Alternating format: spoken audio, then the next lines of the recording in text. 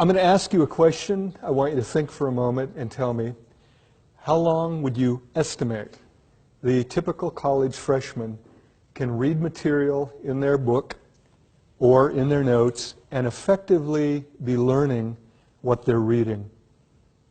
Okay? Okay? 5 minutes, says Chris. 25 minutes? Hour? Now let me ask, anybody think more than an hour? How long?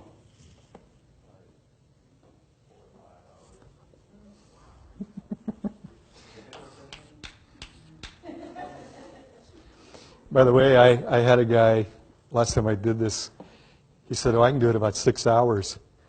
And I just, well, then I found out he is a medical resident, just finished medical school. His wife was in my class.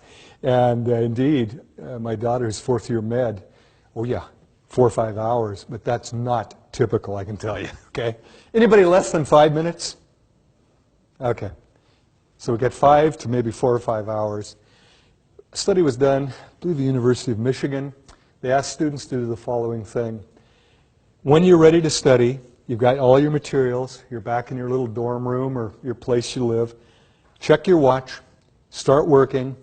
The moment you feel that sense of, I've read it, but it's not coming through, and it's like, I'm wasting my time, and we all get that feeling, note what time it is. Record that, bring it back. And they had many, many hundreds of freshmen and sophomores do this, and then somebody took the time to compile it. And typically, right about 25 to 30 minutes. By the way, it's also true of lectures. And you've all proved it to yourself. You come into a lecture, you're really alert, check the clock at about 25 after, it's like, yeah, and I see it in every class I teach, but how long do we teach? 50 minutes. And yet, probably most of the learning, if it's going to happen, is in the first 25 to 30. Okay. I'm going to talk about a person, because I also like to teach by anecdote. A woman named Jeanette. I was a junior at Western, she was a freshman. Because I was a junior, I could live off campus. Those days, colleges were your parents in absentia. She had to live in a dorm because she didn't have a relative in town. We were dating. She got her first quarter at Western a D average, 1.0, 15 credits of D. She decided she really needed to buckle down, plus the school said, if you don't make it up, you're going to be kicked out. So the second quarter of her freshman year, she set the following goal: to study for 6 hours a night, nonstop, 6 to midnight, Sunday night through Thursday night. Friday, Saturday, she could party. The rest of the week, she was going to study. Now, one would assume, my gosh, going from little studying to 6 hours a night, 5 nights of the week, she should have aced everything. You want to guess her grade point, second quarter? 0.0. She failed every class. And this is why telling people to study more does not necessarily help. In some cases, it might actually worsen their performance. What I want to do is show you graphically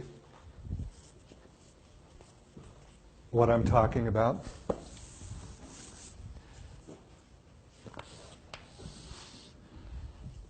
Let's say this is efficient studying, and I know there are no numbers there, but higher means more efficient, lower means low or no efficiency. And this axis, we're looking at time. Here's what happens for the average student. For her, 6 o'clock in the evening, after her supper at the residency dining hall, she plopped herself down at her little study area and started studying. But here's what happened. By about 6:30, she was in a major slump. But what was her goal? To study 6 hours. So she continued to sit at her little desk and stare at pages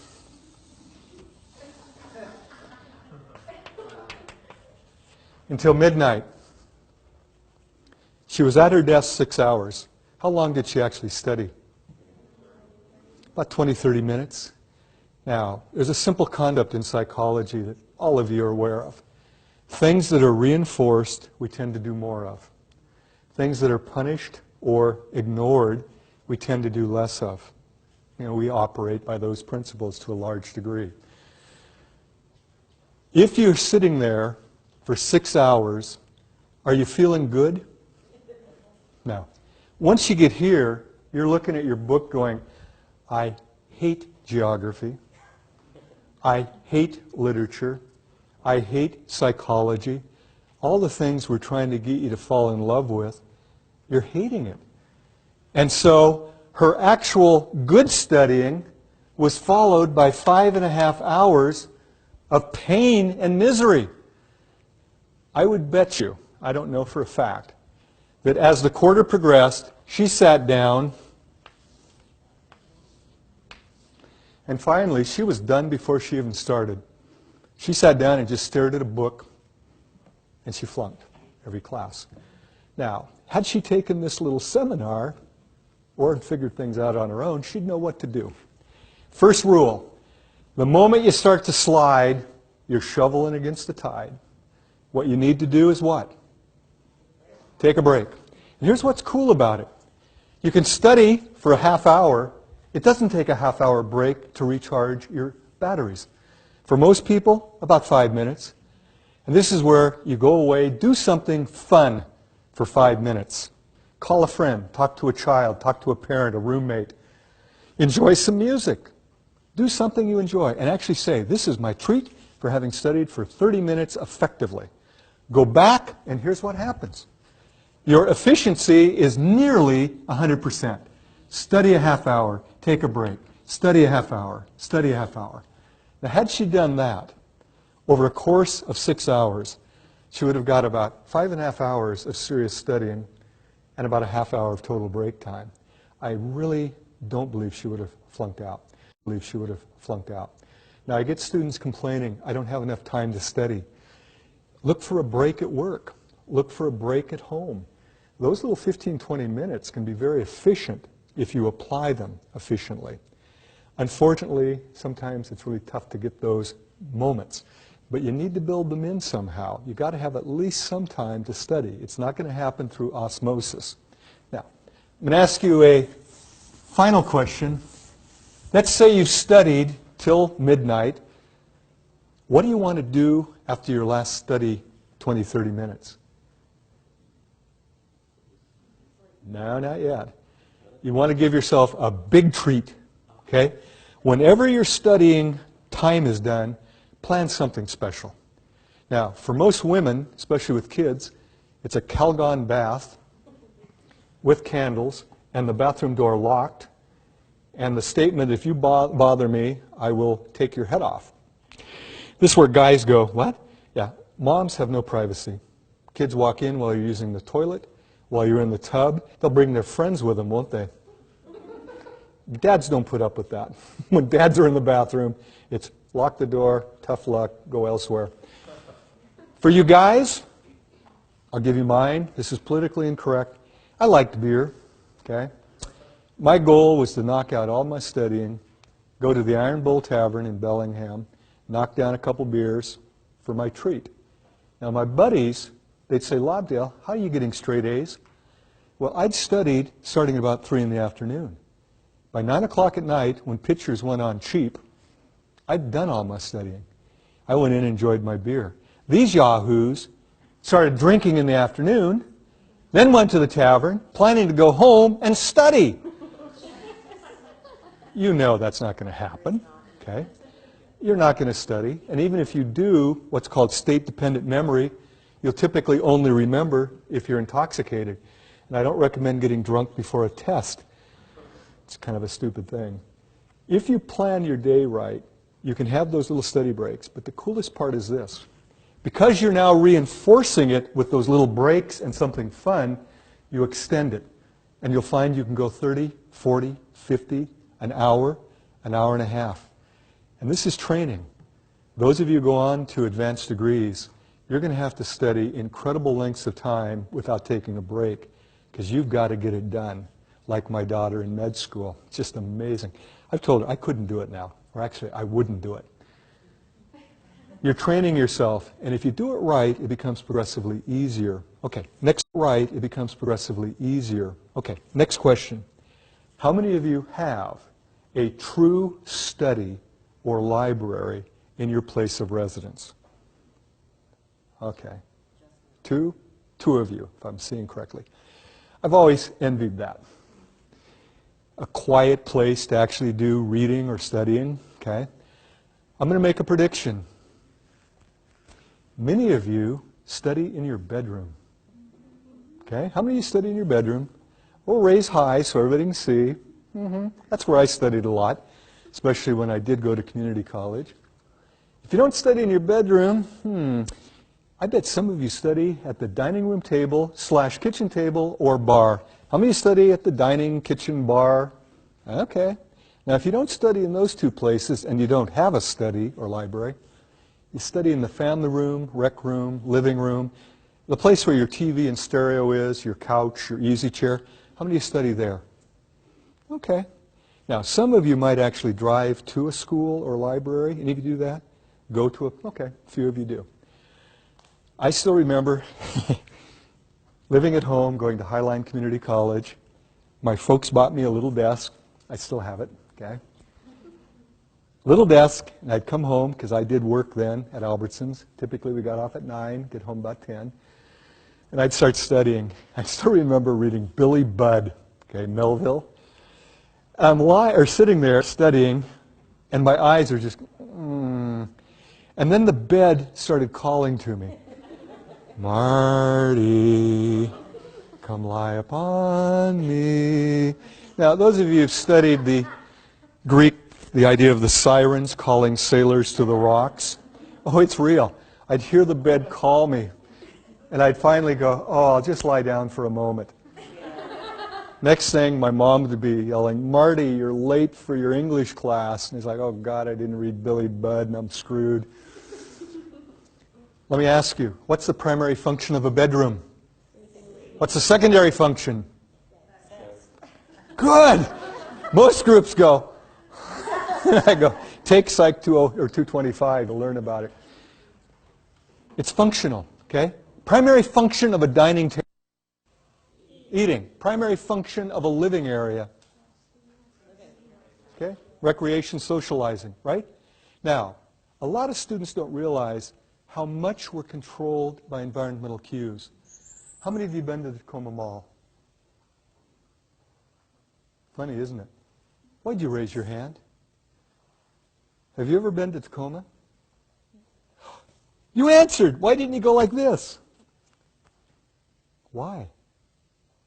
Because if I'm asking the entire class, you've been trained to do what? And you don't even think about it. How many have been to Tacoma Mall? Hands go up, okay? But if I walked up to you, Chris, you ever been to Seattle? Totally stupid, right?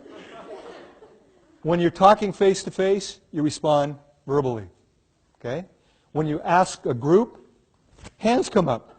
Now, here's what's bad. Now that I've tricked you, you won't raise your hand. It's like, I'm not going to raise my hand. Okay? But can you see how powerful it is? Without thinking, because we're in a classroom, how many have been to Tacoma Mall? Hands shoot up. Same is true of going in your bedroom and trying to study. You're in the bedroom. Now, a piece of research then at University of Hawaii. Researchers asked the students, what's the biggest problem with studying? They said, we can't get into it. The university in question had primarily dorm rooms. Very few commuter students to the university. Most of you have seen a dorm room. Oh, okay. Most of you have seen a dorm room. They're usually rectangular if it's a duplex. One side bed, another side of bed, everything kind of mirror image. Study area, right? You got a closet or wardrobe. So it's real interesting. In one room, you sleep, you groom, you talk with people, you socialize, you study, you snack. You're all in one room. It's a multi-purpose room. And yet you're supposed to study. If your door is open, what happens? Everybody, hey, love you, what's up? You know, and then they got to come in and talk to you. very quickly, you can't get to studying. Well, the professors heard that the students couldn't get into studying, but they knew what the dorms looked like. In the Hawaiian dorms, all of the rooms had a gooseneck lamp. So the professor said, we're going to try a little experiment. Take that lamp, make a little sign, and put it on it, study lamp. Okay? Use it only for studying. You don't dress by it. You don't have BS sessions by it. You don't snack by it. You don't clean the room by it. Nothing. You use the other lights for all other functions. Here's the way it works, and it's so easy. Every one of you can do this. Get a little lamp. You probably have one already. If you don't, my gosh, yard sale, garage sale, you can pick them up for nothing. Get that lamp, and it becomes your study lamp. So if you have to study in your bedroom, turn your desk away from the bed. That's the like, how many have been to the mall? It makes you want to go to sleep. By the way, you can't study in the bed. It's also bad for your back if you know about posture. Turn your back to the bed, have a blank wall, have your lamp, have your books ready to go, because you can futz away a lot of time getting ready, can't you? How many of you can futz and futz? Yeah. You're ready to go, turn on the lamp, and start studying. The moment you lose your edge, 15, 20, 30 minutes later, turn the lamp off, get up, and leave the desk. What you're training yourself to study while seated there. And it becomes increasingly automatic, as did the raising of the hand. You sit, turn the lamp on, and you're ready to go. It's like magic. The students who did that were 1 grade point higher the next term compared to the control group that didn't do it. 1 grade point simply by creating a study area. Now, if you study in the kitchen dining, remove all food cues, because I know what happens there. You start thinking, turkey in the fridge. Yeah, Swiss cheese in the fridge. Oh, yeah, sandwich time. How many of you have studied and created sandwiches? It takes about a half hour to make a really good one. You eat it, so damn good, what do? Make another one. And pretty soon, not only are you not studying, but you're getting the spread going, okay? You're really frustrated then. The living area, I'm going to tell you, you can do this experiment. You try to study in the living room, and you're focused, and other people are listening to music, watching a movie, watching TV. They won't leave you alone. Hey, Marty, look, it's really good. Excuse me, I'm studying. And then they get angry at you. Well, boo on you, too. You can't study in the living area. It's not designed for that unless you're all by yourself. And you turn off the TV, turn down the stereo so it's truly background. If you're singing along to your favorite song, you're not studying. You're singing along to a song. Your brain has to be focused to be really studying, not time sharing back and forth between singing and studying. So living areas, very tough to create. But if that's where you have to do it, you bring your little study lamp in, everything else off, turn on your study lamp, and create a study there. Are you getting the idea? Now, I'm going to go through a lot of suggestions. Break it up into small chunks, reinforce it. Simple to do. Create a study area. Simple to do. And you'll be amazed if you take these ideas and do them. I'm going to make a challenge to all of you. It's so easy to sit through a presentation, say, yeah, it sounds good, and then walk away and do nothing. Technically, as a psychologist, if it doesn't change your behavior, you haven't learned it. It's just in your head. To be a true learning experience, you have to behave differently. So my hope is you all make a promise. I'll try at least 1 or 2 of what I talk about today. And when you find out it works, say, gosh, I'll try a 3rd one, maybe a 4th. I went back to grad school in the mid-'80s. Second time around, I actually aced every class. PLU gives pluses. I got pluses in all but 1 class. I didn't do that first time. Okay? I was a good student, but not that good. I used the principles I learned about in teaching psych to become a student. I wish somebody had told me these things when I was a student the first time. It would have been a lot easier. Okay, so we've got 2 things going. Break your study up into little pieces with reinforcement. Create a study area if you don't have one. I think you said you do have a study? Yeah, when I had started with that, I said nothing with that. There you go.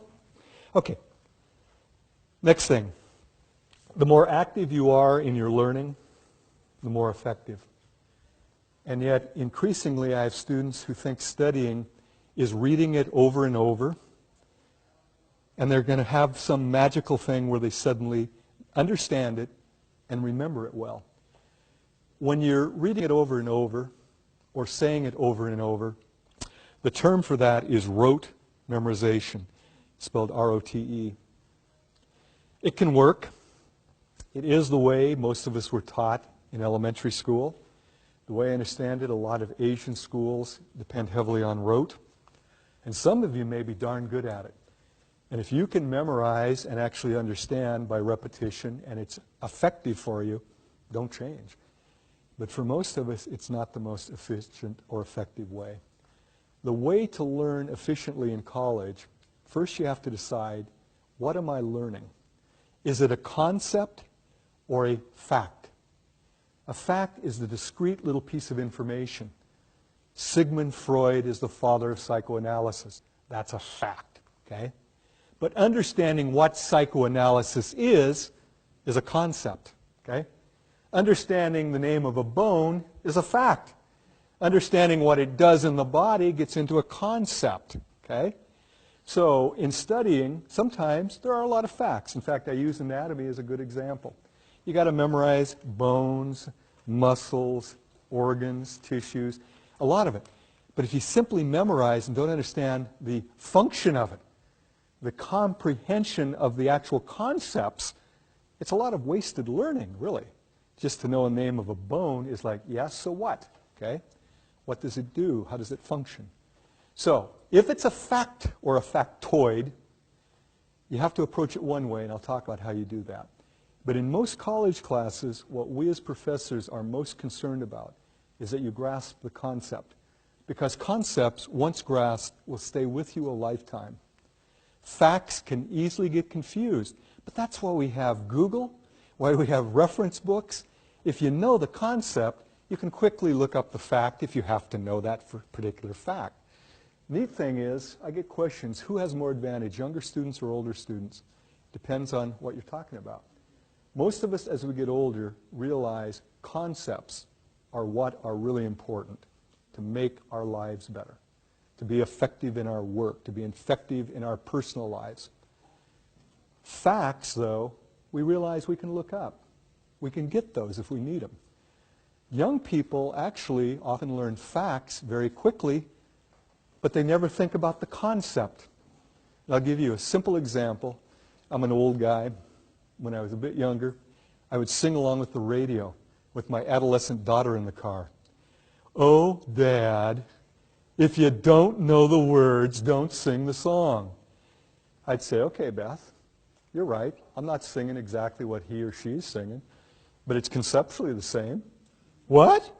I'd say, what's the song about? I don't know. She couldn't tell me what the song was about, but she could tell me every word in the song. That's earning or learning facts and not seeing the concept. I, as an adult, I know the concept. I just make up my own lyrics, okay? Because I don't worry about the factual.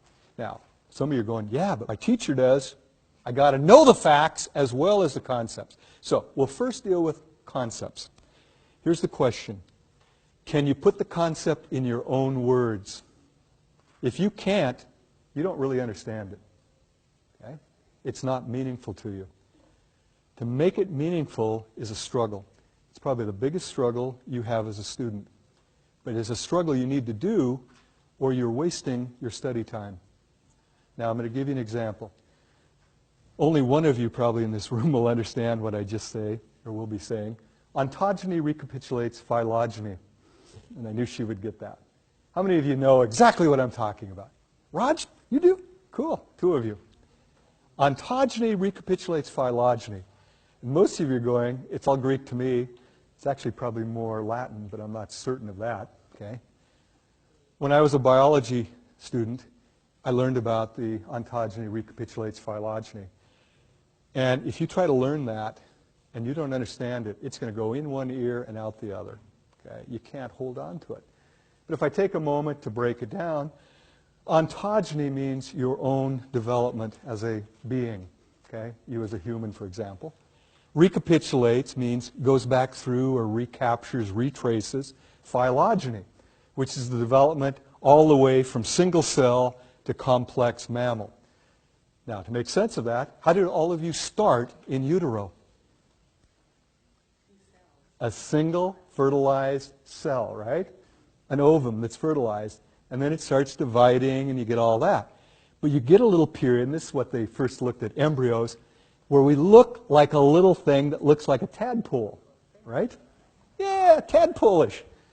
So we start with a single egg that's fertilized, and then we get this little thing that looks kind of like a tadpole. And they thought these were gill slits, okay? They're not. They're just what becomes the thoracic area.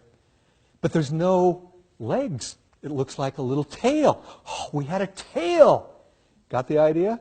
Well, then we get our arm buds and we get them growing, so we now get arms and legs. And gradually, we start looking more like a human being. By the way, take an embryo of any mammal. You probably couldn't tell one from the other. Human, pig, doesn't matter. They all look very much alike, don't they? Now, you understand ontogeny recapitulates phylogeny.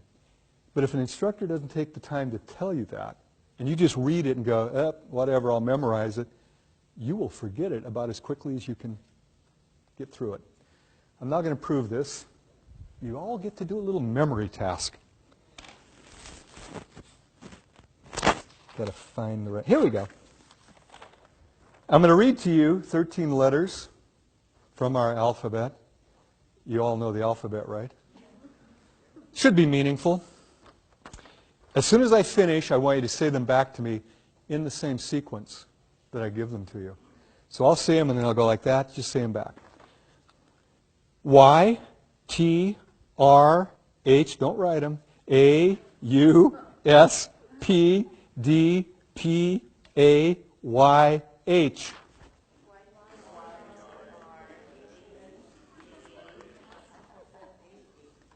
Boy, somebody sounded like they got quite a few. But did any of you get all 13? By the way, the fact that you took notes is a good thing. It's one of the best things to help you remember. And I sit in front of classes where they just go, for 50 minutes I'm giving them wisdom, and they're not taking a damn note.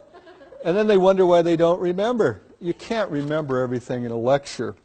I'm going to rearrange the letters a little bit, see if you do any better. H, A, P, P, Y, T, H, U, R, S, D, A, Y. The letters in sequence. Whoosh, letters.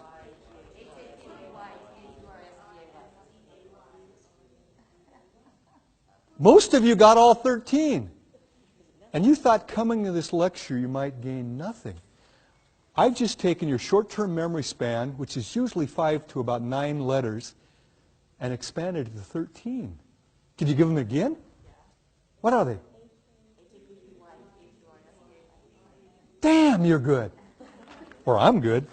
Now, obviously, it was a little easier. Those were the same 13 letters. Same ones. If you're studying anything conceptual and you're trying to memorize it, it's like Y, T, R. It doesn't make any sense. It's in one eye, out the other. If it's out loud, one ear, out the other. But if you take the time to discover the meaning in it, suddenly it clicks. And I could probably ask you next week what were the 13 letters, and most of you tell me. At the end of the quarter, I could ask you. Most of you could tell me. You might be confused. Was it Happy Wednesday or Thursday? But you'd guess probably Thursday.